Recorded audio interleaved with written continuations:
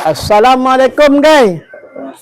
Hari ni Pak Murad nak masak perut buat rendang. Hari ni Pak Murad nak masak perut buat rendang. Tapi hari ni Pak Murad ada di kampung ni. Kampung Mak Biah kau. Di Terengganu. Kampung Pulau Berangan. Pak Murad masukkanlah barang dia. Ni perut. Ini main labu ni. Main labu ya, tak ada tumi, tak ada apa. Ni kita labu ya. Inilah siapnya cili api. Dia punya bawang putih, bawang merah.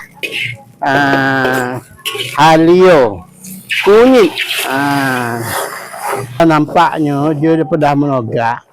Dan Pak Murad nak masukkanlah santan dia.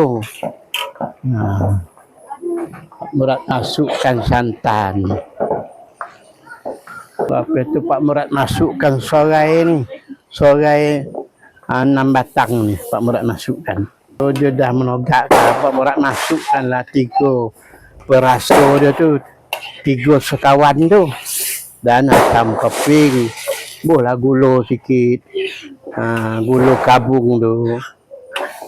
Mengasuhkan dia manis. Hari ni penonton ramai ni. Anak-anak buah Pak Murad ramai ni menengok Pak Murad masak ni. Mantap guys.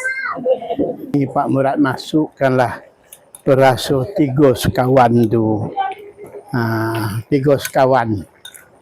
Ni asam keping. Taruhlah 3 keping asam. Ni gula kabung tu. Taruhlah sikit, ambil rasa manis.